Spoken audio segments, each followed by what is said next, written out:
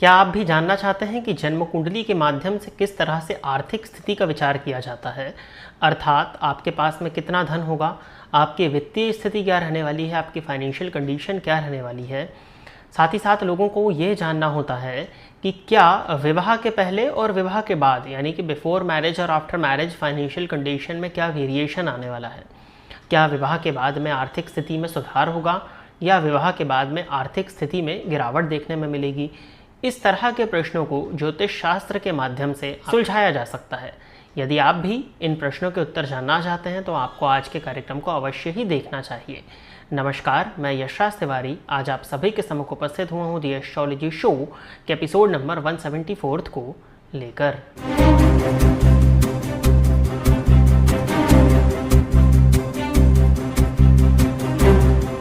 Astrology show में मैं आप सभी दर्शकों के द्वारा पूछे गए प्रश्नों के जवाब देता हूं। वो प्रश्न ज्योतिष से संबंधित हो सकते हैं, आपकी जन्म कुंडली की प्लैनेटरी पोजीशन से संबंधित हो सकते हैं, किसी भी तरह का ज्योतिषीय उपाय या कोई भी प्रश्न जो कि आपके मन में हमारी ज्योतिष की फील्ड से संबंधित, ऑकल्ट साइंस की फील्ड से संबंधित, ज्योतिषीय उपायों से संबंधित उत्पन्न होता है। उन प्रश्नों के जवाब आप मुझसे इस कार्यक्रम के माध्यम से पा सकते हैं। बस आपको अपने प्रश्न को अपने नाम के साथ में इस वीडियो के कॉमेंट सेक्शन में देने की ज़रूरत होगी और जैसे ही द एस्ट्रोलॉजी शो के अन्य एपिसोड्स आते हैं उनमें मैं आप सभी दर्शकों के द्वारा पूछे गए प्रश्नों को लेकर के उपस्थित हो जाऊंगा। अब हम बिना विलंब किए अपने आज के इस कार्यक्रम की शुरुआत करते हैं और आज के इस कार्यक्रम का जो पहला प्रश्न है यह है पुष्पा देवी जी। इन्होंने लिखा है कि सर, स्कैल्प सोराइसिस में चार्ट के कौन कौन से भाव और प्लैनेट्स रिस्पॉन्सिबल हो सकते हैं। चार्ट में वीनस राहु कंजंक्शन है कर्क राशि में, क्या इस कंजंक्शन की वजह से सोराइसिस है। देखिए, स्कैल्प का विचार आ रहा है, सर का विचार जब भी आएगा तो आपको प्रथम भाव को देखना होगा, आपको लग्न का विचार सबसे पहले करना होगा क्योंकि त्वचा का विचार भी लग्न से ही किया जाता है। और स्कैल्प की बात आ रही है तो आपको लग्न को देखना होगा। लग्न यदि पाप ग्रहों के प्रभाव में हो या लग्न पीड़ित अवस्था में हो तो इस तरह की स्थिति देखने में मिल सकती है। इसके साथ ही साथ में अब आपको त्वचा के कारक बुध की स्थिति को देखना होगा। बुध के पीड़ित हो जाने के चलते भी ये चीज़ें आती हैं। सूर्य और शनि का प्रभाव भी बालों पर होता है तो इन दोनों ग्रहों के पीड़ित हो जाने के चलते भी कहीं ना कहीं परेशानियां स्कैल्प को लेकर के, स्किन को लेकर के देखने में मिल सकती है। अब आपने लिखा है कि कर्क राशि में क्या इस कंजंक्शन की वजह से प्रॉब्लम है। तो अब आप देखिए, कर्क राशि के मालिक जो हैं, क्योंकि आपने बताया कर्क राशि में शुक्र राहु की युति है तो कर्क राशि के मालिक चंद्रमा बनते हैं। तो चंद्रमा लग्न में है या लग्न को देख रहे हैं, क्या लग्न जो है आपका वो चंद्रमा के नक्षत्र में तो नहीं है, कहीं कर्क राशि आपके लग्न में तो नहीं आ रही है, क्योंकि लग्न से संबंध बनना आवश्यक है। यदि लग्न से संबंध नहीं बनेगा तो एकाएक हम स्कैल्प सोराइसिस की बात नहीं कर सकते हैं। तो लग्न को देखना होगा, लग्नेश को देखना होगा, इसके साथ ही साथ में शनि, बुध और सूर्य को देखना होगा। इसके बाद में हम देख सकते हैं। और जैसा कि आप बता रहे हो कि शुक्र राहु के साथ हैं तो कई बार शुक्र का पीड़ित हो जाना भी सौंदर्यता में कमी को प्रदर्शित करता है। अब स्कैल्प में यदि कुछ प्रॉब्लम है तो कहीं ना कहीं हेयरफॉल की शिकायत होगी, बालों से संबंधित परेशानियां आएंगी जिस वजह से सौंदर्यता में कुछ हद तक कमी आना तो साफ दिखाई पड़ती है। तो ये इस बात को प्रदर्शित कर रहा है। इसके लिए आप देखिए, पूरी जन्म कुंडली का एक बार आपकी विश्लेषण करना होगा और उस विश्लेषण के बाद में क्या उपाय किए जा सकते हैं उस पर हम और अधिक चर्चा कर सकेंगे। आगे बढ़ते हैं। अगला प्रश्न है, इन्होंने नाम नहीं दिया, स्पिरिचुअल एंड माइंडसेट मैनिफेस्ट नाम से आईडी है। इन्होंने लिखा है कि करमाला में सुमेरु पर्वत कहाँ मान्य किया जाएगा। करमाला में सुमेरु पर्वत की आवश्यकता क्या है। जिन 2 पॉइंट्स को मिडिल फिंगर के लास्ट के जो 2 पर्वत हैं इनको काउंट नहीं किया जाता तो उनको ही सुमेरु पर्वत की तरह कंसिडर करें आप। आगे बढ़ते हैं। अगला प्रश्न जो है यह है विवेक जी। इन्होंने लिखा है कि गुरुजी, मेरी कुंडली में 10th लॉर्ड 12th हाउस में है और 12th लॉर्ड 10th हाउस में, तो क्या करियर में विदेश का कनेक्शन बनता है या नौकरी में इंस्टेबिलिटी आती है। देखिए, ये अच्छा क्वेश्चन है आपका। आपने बताया है कि दशमेश और द्वादशेश का परिवर्तन है। वैसे तो दशमेश और द्वादशेश का परिवर्तन बहुत अच्छा नहीं माना जाएगा, लेकिन आज के इस परिवेश में जहाँ पर लोग देश विदेश से जुड़ करके कार्य कर रहे हैं, अपनी जगह पर रहते हुए देश और विदेश के साथ में जुड़ करके काम कर रहे हैं, इस मामले में तो अच्छा है। जैसे फॉरेन कनेक्शंस के लिए अच्छा है, फॉरेन क्लाइंट्स के लिए अच्छा है, फॉरेन कस्टमर्स के लिए अच्छा है, एमएनसी में यदि आप काम करते हैं तो उसके लिए अच्छा है। यानी कि विदेश का पैसा यदि आपके पास में आता है, विदेश के पैसे से आप अपनी लाइफ में यदि ग्रो कर रहे हो तो ये परिवर्तन अच्छा माना जाएगा। विदेश का कनेक्शन बिल्कुल बनाता है ये।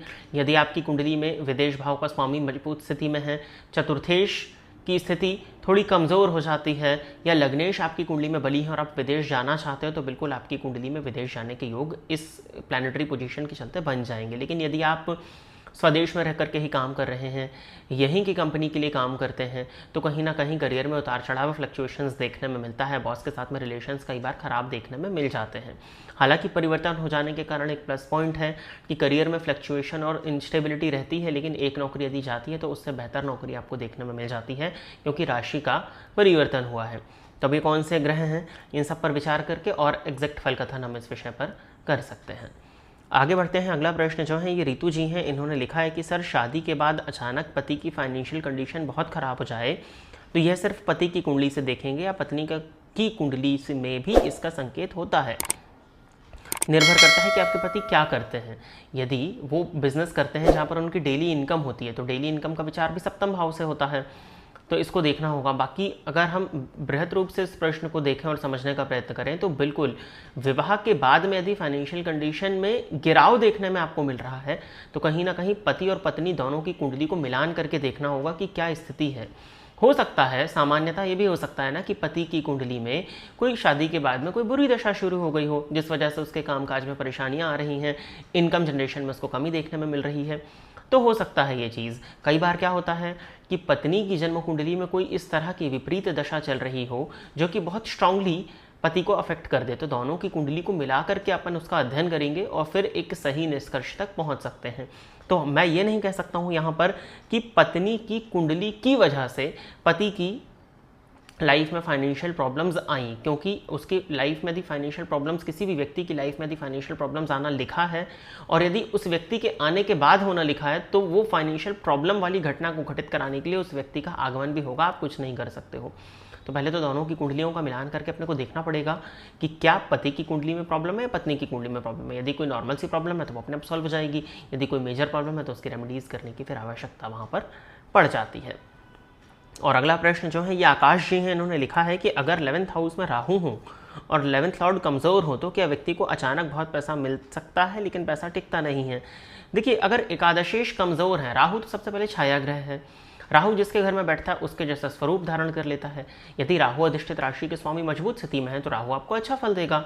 अब 11वें भाव में राहु आकस्मिक धन लाभ के लिए अच्छा माना जाता है, ठीक है, अचानक से पैसा भी आ जाता है, लेकिन पैसा आएगा या नहीं आएगा ये तो एकादशेश की स्थिति पर निर्भर करेगा ना। राहु की क्या पोजीशन प्लेसमेंट बन रही है, राहु के पास में अंश बल में कितना बल है, राहु किसके नक्षत्र में संचरण कर रहे हैं, राहु जिसके घर में बैठे हैं उसकी क्या स्थिति है, इन सभी चीज़ों को देखना होगा। हाँ, नॉर्मली लेकिन देखा जाए अगर एकादशेश बली भी हो तो भी 11वें भाव में यदि राहु है और राहु से संबंधित धन आता है तो उस धन को टिका पाना या उस धन को संचित कर पाना थोड़ा मुश्किल होता है, वो धन जल्दी निकल जाता है, उस धन का व्यय जल्दी हो जाता है। तो ठीक है, कोई बहुत ज़्यादा दिक्कत नहीं है, लेकिन यदि एकादशेश कमज़ोर है, मतलब 11वें का राहु तो अच्छा है, 3, 6, 10, 11 भाव में यदि आपके राहु बैठे हैं तो वो ओवरऑल अच्छा है। बाकी अन्य भावों में बैठ करके वो जितना नुकसान देंगे उनसे कम ही नुकसान आपको इन 4 भावों का राहु देगा। लेकिन यदि आपको चिंता इससे नहीं करनी कि 11वें में राहु है, आपको चिंता इस बात से करनी है कि आपके 11वें भाव के स्वामी कमज़ोर है। एकादशेश के कमज़ोर हो जाने के चलते राहु के भी प्रभावों में कमी आएगी या नकारात्मक प्रभाव में वृद्धि आपको महसूस हो सकेगी। वैसे यदि एकादशेश कमज़ोर है तो उस कमी को एकादशस्थ राहु पूरी करेंगे, लेकिन उसके बाद भी यदि आपकी एकादशेश कमज़ोर है, लाभेश आपके कमज़ोर हैं, तो जातक के जीवन काल में धन आगमन को लेकर के, बड़े भाई बहनों को लेकर के समस्याएं सदैव ही देखने में मिल जाती हैं। तो प्रिय दर्शकों, इतने ही प्रश्नों को दी एस्ट्रोलॉजी शो के एपिसोड नंबर 174 के लिए सिलेक्ट किया गया था और इतने ही प्रश्नों के जवाब को लेकर के आज मैं आप सभी के सम्मुख उपस्थित हुआ था। आशा करता हूं कि जितने भी लोगों के प्रश्नों के जवाब मैंने इस कार्यक्रम के माध्यम से दिए वो सभी लोग संतुष्ट होंगे। यदि आप इस कार्यक्रम को देखते हैं और इस कार्यक्रम के माध्यम से आपका कुछ भी लाभ होता है तो आप इस वीडियो को लाइक करें, साथ ही साथ इस चैनल को सब्सक्राइब करें ताकि इन फ्यूचर जो भी कंटेंट मेरे द्वारा इस चैनल पर अपलोड किया जाता है उसका नोटिफिकेशन आपको मिलता रहे। यदि इस कार्यक्रम के माध्यम से आपका कुछ भी लाभ होता है तो आप इस वीडियो को ज़्यादा से ज़्यादा लोगों के साथ में शेयर करें ताकि और भी लोगों का लाभ हो और उसका माध्यम आप सभी दर्शक बने। अपने प्रश्न को इस कार्यक्रम में सम्मिलित कराने के लिए आप अपने नाम के साथ में अपने एक स्पेसिफिक प्रश्न को इस वीडियो के कमेंट सेक्शन में दे दीजिए। आज के इस कार्यक्रम में बस इतना ही रखते हैं। नमस्कार।